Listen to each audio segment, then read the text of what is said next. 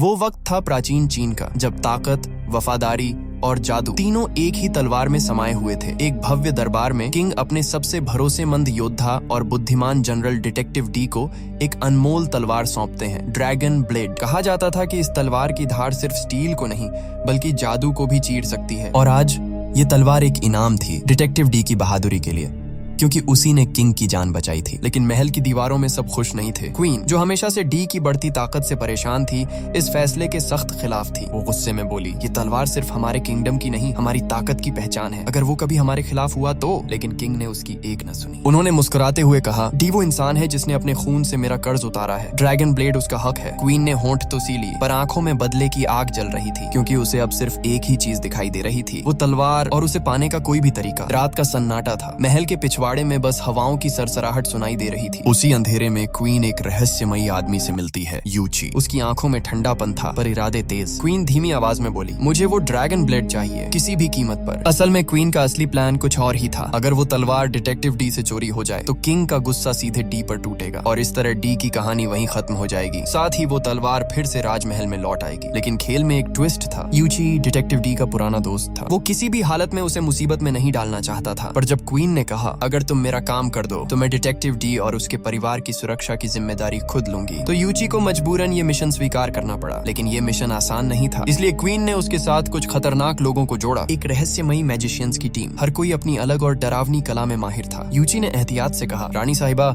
इतने संवेदनशील काम में अनजान लोगों को शामिल करना खतरनाक हो सकता है। कहीं ऐसा ना हो कि वो हमारे ही दुश्मनों के लिए काम कर रहे हों। क्वीन मुस्कुराई, उसकी आंखों में चालाकी चमक रही थी। टेंशन मत लो यूची, डिटेक्टिव डी को मात देना आसान नहीं है। वो बहादुर भी है और बुद्धिमान भी, इसलिए मैंने ये लोग तुम्हारी मदद के लिए बुलाए हैं। अब ये तुम्हारे आदेशों में रहेंगे। इसी ग्रुप में एक लड़की थी, वाटर मून, जो अपने नाम की तरह ही पानी से खेलती थी। वो जब झील के बीच से उभरी तो उसके चारों तरफ पानी की लहरें नाचने लगी और उसने अपने जादू से पूरा माहौल थमा दिया। बाकियों के हुनर भी कम नहीं थे। किसी के पास हवा में चीजें गायब करने की ताकत थी, किसी के पास आग को काबू करने की। और उनकी लीडर, वो तो जैसे इंसान नहीं, कोई दानव था। अपने शरीर से 4 से भी ज्यादा हाथ निकाल सकता था और उसकी हथेलियों से लपटें फूटती थी। अब ये टीम तैयार थी डिटेक्टिव डी से ड्रैगन ब्लेड छीनने के लिए, पर किसी को अंदाजा नहीं था कि वो तलवार खुद अपनी किस्मत चुनती है। अब कहानी और खतरनाक मोड़ लेती है। यूची और उसकी टीम ने अब अगला कदम तय कर लिया था, डिटेक्टिव डी को शहर से बाहर निकालना, ताकि वो तलवार उसके महल से आसानी से चुरा सके। इसके लिए वो एक चाल चलते हैं। शहर की सबसे मशहूर पेंटिंग शॉप में आग लगा दी जाती है। वो शॉप उसी मशहूर पेंटर की थी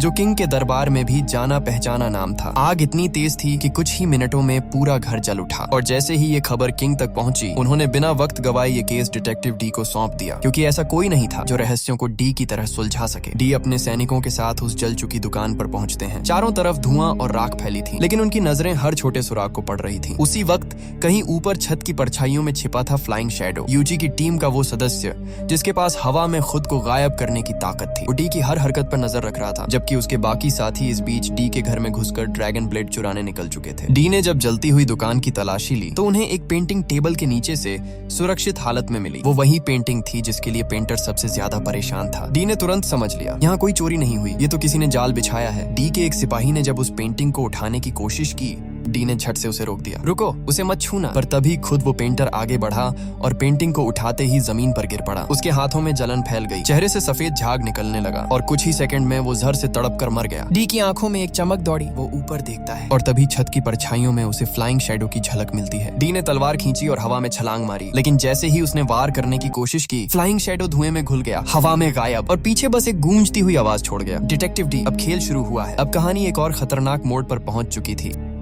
फ्लाइंग शैडो अपने जादुई हुनर से एक बांस के बने ऊंचे टावर पर चढ़ रहा था और पीछे से डिटेक्टिव डी उसकी हर चाल पर नजर रखे हुए थे। हवा में उड़ते बांस के तख्ते, टूटती लकड़ियों की आवाजें और डी की आंखों में एक ही सवाल, ये आखिर भाग कहाँ रहा है? फ्लाइंग शैडो ने अचानक छलांग लगाई और उसी पल डी की नजर पड़ी जमीन पर रखा एक विशाल मिट्टी का पॉट जो बाकी सब सजावटों से अलग लग रहा था। डी ने पल भर में समझ लिया, ये कोई सजावटी चीज नहीं, ये जाल है। वो तुरंत विपरीत दिशा में छलांग लगाते हैं और अपने सैनिकों को चिल्लाकर कहते हैं, सब पीछे हटो। अभी जैसे ही सब पीछे हटते हैं, वो पॉट जोरदार धमाके से फट जाता है और उसके अंदर से जहरीली गैस का बादल फैल जाता है जो कुछ ही सेकंड में हवा को जहर बना देता है। वहीं दूसरी तरफ वाटर मून और फायर मैजिशियन अब डिटेक्टिव डी के घर पहुंच चुके थे। अंदर घुसते ही उन्हें एक रहस्यमयी पजल वाला दरवाजा दिखाई देता है जिसे हल के बिना कोई आगे नहीं बढ़ सकता था। वाटर मून ने अपनी बुद्धिमानी और जादू की मदद से उस पजल को सुलझा लिया। दरवाजा धीरे धीरे खुला और सामने एक लकड़ी का बॉक्स रखा था जिसे खोलते ही उनके सामने ड्रैगन ब्लेड चमकती हुई दिखाई दी। वाटर मून ने झट से तलवार उठाई, लेकिन अगले ही पल क्लिक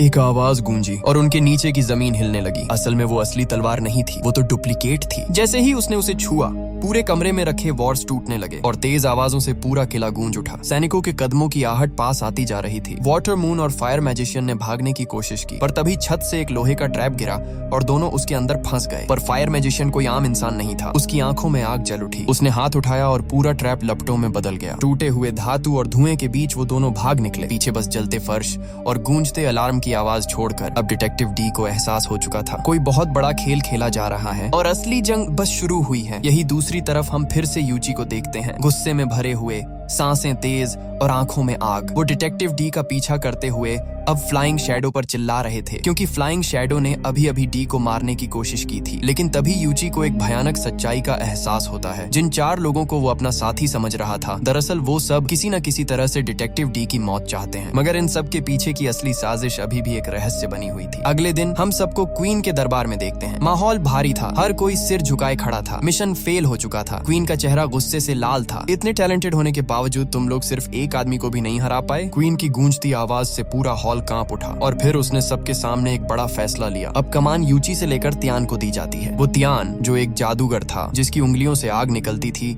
और जिसकी चालें किसी को समझ नहीं आती थीं। रात होती है। महल के अंधेरे गलियारों में क्वीन चुपचाप जेल की ओर बढ़ती है। वो वहाँ एक रहस्यमयी आदमी से मिलती है। उसके चेहरे पर परछाई पड़ी है, लेकिन उसकी आवाज में शक्ति है। अब खुलासा होता है कि क्वीन उसी के इशारों पर चलती है। वही आदमी उसे सलाह देता है। अब वक्त आ गया है डिटेक्टिव डी को खत्म करने का। सिर्फ तभी ड्रैगन्स ब्लेड दोबारा तुम्हारे हाथ में आएगी। अगली सुबह यूची अपने पुराने दोस्त डिटेक्टिव डी के घर पहुंचता है। डी शांत बैठा हुआ है, जैसे उसे पहले से सब पता हो। वो मुस्कुराकर कहता है, मुझे मालूम है इन सब के पीछे क्वीन है। फिर वो यूची को एक अजीब सा पेपर देता है जिसमें एक पजल बनी है। डी कहता है, अगर तुम इसे सुलझा पाओ तो हम ड्रैगन्स ब्लेड तक पहुंच सकते हैं। लेकिन याद रखना यूची, बहुत जल्द हमारे किंगडम पर एक भयानक मुसीबत आने वाली है और उसका सामना हमें साथ मिलकर करना होगा। क्या वो दोनों इस रहस्य को सुलझा पाएंगे या फिर क्वीन की चालें उन्हें एक दूसरे के खिलाफ खड़ा कर देंगी? इसके बाद कहानी एक रहस्यमयी मोड़ लेती है। डिटेक्टिव डी अब अंडरग्राउंड जा चुके थे, लेकिन जाते जाते उन्होंने सब कुछ सोच लिया था। वो जानते थे कि उनके जाने के बाद जरूर कोई न कोई उनका पीछा करेगा और उनकी ड्रैगन ब्लेड को चुराने की कोशिश भी होगी। उसी वक्त हमें एक नई किरदार से मिलवाया जाता है। वाटर मून, एक चालाक और खूबसूरत लड़की जो डिटेक्टिव डी के असिस्टेंट पर नजर रख रही थी। बाजार की भीड़ में जब असिस्टेंट आराम से गुजर रहा था, तभी उसकी नजर एक अजीब से सिंबल पर पड़ी। जैसे ही उसने उस सिंबल को देखा, उसकी आंखें धीरे धीरे बदलने लगी। वो वहीं रुक गया और ऐसा लग रहा था जैसे किसी ने उसके दिमाग पर काबू पा लिया हो। वो पूरी तरह हिप्नोटाइज होने ही वाला था कि अचानक भीड़ में से एक आदमी ने आकर उसे खींच लिया। वो आदमी कोई और नहीं बल्कि खुद डिटेक्टिव डी थे, जो रूप बदल कर वहां आए थे। अब सीन कट होता है एक मिस्ट्री से भरे कमरे की तरफ, जहां मोमबत्तियां जल रही हैं।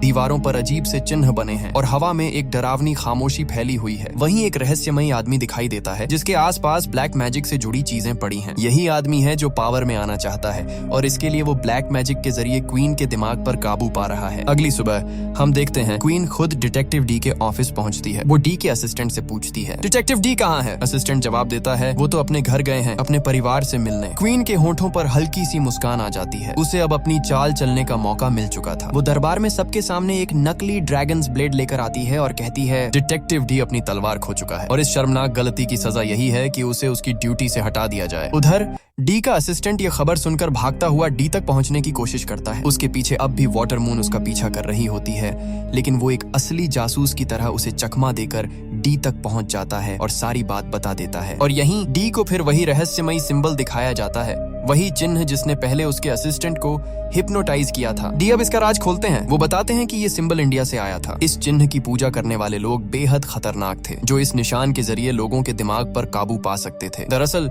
इस सिंबल का जो लॉर्ड था वो कोई आम इंसान नहीं बल्कि एक डेमन था। लेकिन अजीब बात ये थी कि उसने कभी इस किंगडम को बचाने में मदद की थी और इसी वजह से पुराने राजा ने उसे अपने साथ रख लिया था। वो आदमी अब विंड वॉरियर के नाम से जाना जाता था, एक नाम जो आने वाले वक्त में फिर से भय और रहस्य का कारण बनने वाला था। अब यूजी के हाथ में वो पावरफुल स्वॉर्ड आ चुकी थी। उसके दिल में एक अजीब सा डर और उत्सुकता दोनों उमड़ रहे थे। वह क्वीन के पास जाकर स्वॉर्ड सौंपना चाहता था, लेकिन मन में एक सवाल बार बार गूंज रहा था, क्या क्वीन अपने वादे से मुकर जाएगी? क्या वह मेरे दोस्त डिटेक्टिव डी को मार डालेगी? जैसे ही यूजी प्लास पहुंचा, उसे सुनकर झटका सा लगा। क्वीन ने डिटेक्टिव डी को हटाकर तियान, जो एक मास्टर मैजिशियन था, को वहां का जर्नल बना दिया था। अब क्वीन उसे किंग से मिलवाना चाहती थी, ताकि किंग खुद देख सके कि ये लोग कितने ताकतवर और टैलेंटेड हैं। पुराने इंपीरियल मेंबर्स की जगह ये नए लोग एम्पायर का हिस्सा बन जाए। किंग के सामने जब ये सब खड़े हुए, तियान ने अपने बाजुओं की ताकत दिखाना शुरू किया। उसने अपने एड गेट के पास एक तूफान बना दिया, वहीं फायर। मैजिशियन ने अपने हथियारों से बादलों में बिजली पैदा कर दी। जैसे ही तियान अपना मैजिक प्रदर्शन कर रहा था, अचानक उसका पूरा कंट्रोल उड़ गया। जो स्ट्रॉन्ग और डार्क लाइट उसने बनाई थी, वह अब अपने आकार से बाहर हो चुकी थी। चारों तरफ अंधेरा छा गया, लोग दंग रह गए, ये क्या हो गया? तभी अचानक वहाँ मौजूद एक विशाल स्टैचू, जो किसी गॉड का प्रतीक था, हिलने लगा। कुछ ही पलों में वह स्टैचू एक भयानक ड्रैगन में बदल गया। ड्रैगन ने गूंजती हुई दहाड़ लगाई और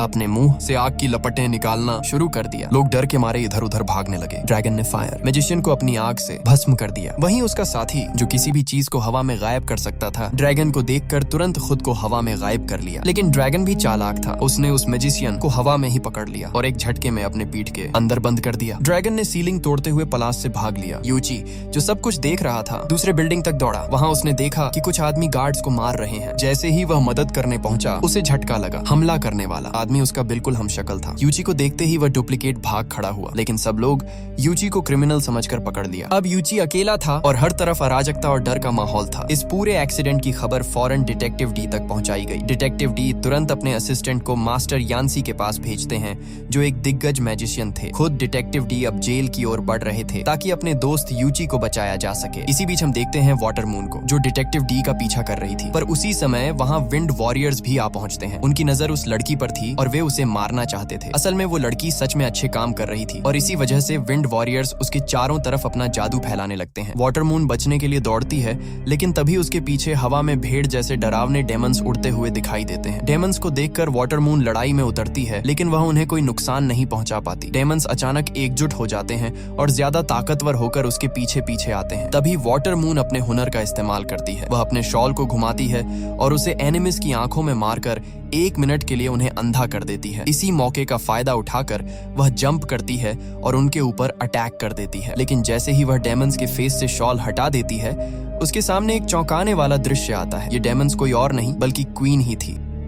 क्वीन ने अपनी अजीब और खतरनाक शक्तियों का इस्तेमाल करते हुए वाटर मून पर हमला कर दिया। एक तेज स्टैब के साथ वाटर मून को खतरा हो जाता है। वाटर मून अब भागने पर मजबूर होती है और क्वीन भी उसके पीछे पीछे रिलेंटलेसली दौड़ती है। वाटर मून हर खतरे और हर अटैक से बचते बचते आखिरकार एक सुनसान गोदाम तक पहुंचती है, लेकिन वहां उसकी चोटों की वजह से वह बेहोश हो जाती है। यही सही मौका था कि डिटेक्टिव डी का असिस्टेंट उसे देख ले। वह तुरंत उसके पास पहुंचता है और उसे बचाकर सुरक्षित जगह पर ले जाता है। दूसरी तरफ विंड वॉरियर्स के मैजिशियंस ने शहर में तबाही मचानी शुरू कर दी थी। उनके जादू का निशाना अब आम लोग थे। वे लोगों की याददाश्त मिटाना चाहते थे, ताकि कोई भी उनके खिलाफ कुछ ना कर सके। और अब हम डिटेक्टिव डी को देखते हैं। उसने यूची को बचा लिया था। वह जल्दी से यूची को समझाते हैं कि क्वीन किसी बड़े खतरे में है। अब उनकी जिम्मेदारी है कि क्वीन को उन विंड वॉरियर्स से बचाए, जो न केवल ताकतवर बल्कि बेहद खतरनाक भी हैं। अंततः वे सभी एक सीक्रेट कीवर्ड की मदद से उस जगह तक पहुंचते हैं जहां क्वीन अपनी इमेजिनेशन की दुनिया में उलझी हुई थी। लेकिन यहाँ उन्हें बड़ा खुलासा देखने को मिलता है। जो क्वीन दिखाई दे रही थी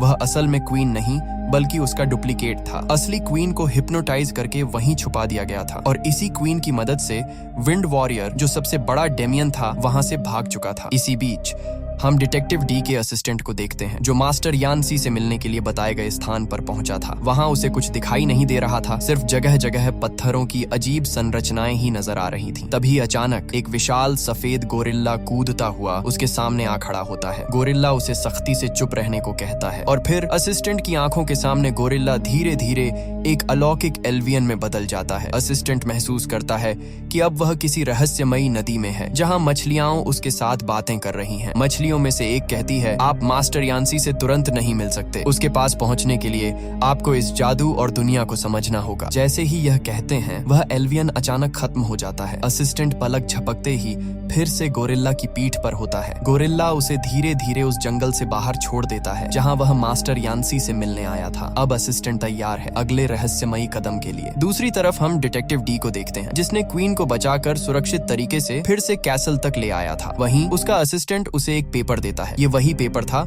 जो पहले व्हाइट गोरिल्ला ने उसके हाथ में दिया था। पेपर में मास्टर यान्सी का कोई संदेश लिखा था, लेकिन इस दौरान किसी को अंदाजा नहीं था कि विंड वॉरियर फिर से उन पर हमला करने की तैयारी कर रहा था। इसके लिए उसने अपने इन्फॉर्मेशन फायर मैजिशियन का इस्तेमाल किया था और यह सच सामने आया कि फायर मैजिशियन भी क्वीन के साथ नहीं था, बल्कि वह भी विंड वॉरियर का आदमी था। उसके इन्फॉर्मेशन के आधार पर विंड वॉरियर ने कैसल पर हमला करने की योजना बना रखी थी। अचानक बिल्डिंग्स के पीछे से एक विशाल और डरावना, पूरी तरह से बर्फ से ढका हुआ मॉन्स्टर दिखाई देता है। उसकी विशालता के सामने हर चीज छोटी लग रही थी। सारे सोल्जर्स मिलकर उस पर हमला कर रहे थे, लेकिन उनके किसी भी अटैक का उस पर कोई असर नहीं हो रहा था। डिटेक्टिव डी ने सबको तुरंत शांत रहने और मास्टर यान्सी द्वारा उनके असिस्टेंट को भेजे गए मैजिकल स्पेल्स पढ़ने को कहा। जैसे ही उन्होंने ये स्पेल्स पढ़े, वहाँ अचानक कई पेड़ उगने लगे। ये पेड़ मॉन्स्टर के मैजिक को कमजोर करने लगे, लेकिन मॉन्स्टर को हराने के बावजूद लड़ाई खत्म नहीं हुई। पीछे से विंड वॉरियर के बाकी लोग कैसल पर हमला कर देते हैं। देखते ही देखते वे सारे सोल्जर्स को हरा देते हैं। डिटेक्टिव डी ने यहाँ बड़ी चतुराई दिखाई। उन्होंने सभी को प्लान भी अपनाने के लिए कहा। उनके असिस्टेंट ने एक विशाल बेल का इस्तेमाल किया और देखते ही देखते हम कई घोड़ों पर सवार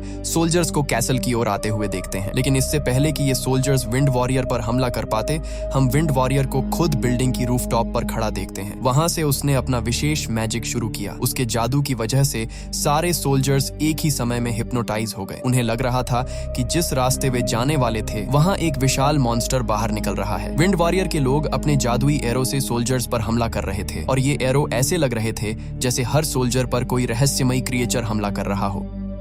इसी कारण से सारे सोल्जर्स एक एक कर हार जाते हैं। डिटेक्टिव डी इन सब चीजों से परेशान होते हुए जल्दी से ड्रैगन ब्लेड लेकर सामने आए और जैसे ही उन्होंने ब्लेड उठाई, महज कुछ ही सेकंड में उसने विंड वॉरियर का पूरा जादू खत्म कर दिया। हमें पता चला कि अब सारे सोल्जर्स बिल्कुल ठीक थे। विंड वॉरियर का मैजिक टूटते ही सोल्जर्स एक दूसरे के पास लौट आए और फिर से यूनाइट हो गए। डिटेक्टिव डी ने तुरंत विंड वॉरियर से कहा, तुम हार मान जाओ, लेकिन विंड वॉरियर का यह इरादा बिल्कुल नहीं था। उसी समय उसके एक आदमी ने डिटेक्टिव डी के पैरों में रस्सियां डाल दी और उन्हें उल्टा हवा में लटका दिया। दूसरी तरफ उसके बाकी साथी मॉन्स्टर में बदलकर सोल्जर्स पर हमला कर रहे थे। डिटेक्टिव डी का वेपन नीचे गिर गया। उनके असिस्टेंट ने तेजी से वह वेपन उठाया और अपनी जान बचाने के लिए वहां से भागने लगा। लेकिन जैसे ही वह भागने वाला था, विंड वॉरियर ने फिर से अपना मैजिक चालू कर दिया। पीछे से एक और विशाल मॉन्स्टर प्रकट हुआ, जिसने डिटेक्टिव डी को किसी गुड़िया की तरह अपने हाथ में उल्टा पकड़ लिया। मॉन्स्टर डिटेक्टिव डी को खाने ही वाला था, तभी यूची वहां पहुंच गया। उसने अपनी मैजिकल ब्लेड से हवा में हमला किया और मॉन्स्टर का रोबोटिक बॉडी टूट गया, जिससे डिटेक्टिव डी हवा में लटके हुए रह गए। डिटेक्टिव डी का असिस्टेंट तेजी से ड्रैगन ब्लेड को यूची की तरफ फेंकता है, लेकिन यूची उसे पकड़ नहीं पाता। तभी बीच में एक विशाल ड्रैगन आकर उस ब्लेड को पकड़ लेता है। अब ड्रैगन ब्लेड सीधे विंड वॉरियर के हाथ में चली गई। इस बीच डिटेक्टिव डी का असिस्टेंट ड्रैगन्स के अटैक के शिकार होने वाला था और उसी वक्त वाटर मून की एंट्री होती है। वह अपनी तेज और शक्तिशाली एंट्री से उस असिस्टेंट को बचाती है। अब सबकी लड़ाई और भी खतरनाक हो चुकी थी। ड्रैगन्स, मॉन्स्टर्स और जादू से भरी यह टकराहट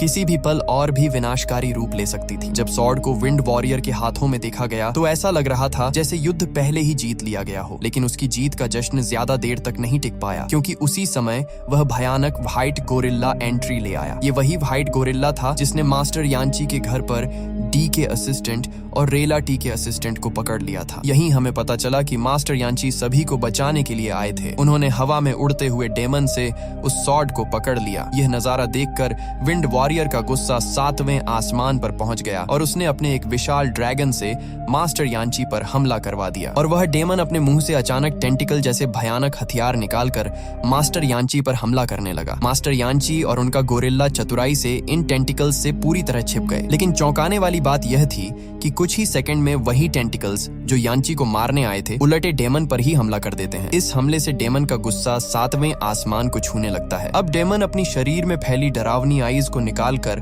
मास्टर यान्ची पर अटैक करता है। लेकिन जैसे ही आइज उनके पास पहुंचती हैं, वे बबल जैसी पिघलकर मास्टर यान्ची को अपने अंदर छुपा देती हैं। पर असली में मास्टर यान्ची उन आइज के अंदर नहीं थे, क्योंकि अब हम उन्हें उस विशाल ड्रैगन के ऊपर ही देख रहे थे, जहां वह गोरिल्ला के साथ मिलकर ड्रैगन के कान में जोरदार चीख निकालते हैं। और ड्रैगन वहीं पर खत्म हो जाता है। इसके बाद मास्टर यांची विंड वॉरियर के पास जाते हैं और उसे समझाने की कोशिश करते हैं कि लड़ाई में कुछ भी हासिल नहीं है, लेकिन विंड वॉरियर उनकी बात सुनने वाला नहीं था। वह फिर से अपना जादू करता है और मास्टर यांची के पूरे चेहरे पर एक अजीब ही हेलमेट बांध देता है, जिससे निकलना लगभग नामुमकिन हो गया। लेकिन इसी बीच वह हेलमेट विंड वॉरियर के मुंह पर भी आ जाता है और कसते ही उसकी जान ले लेता है।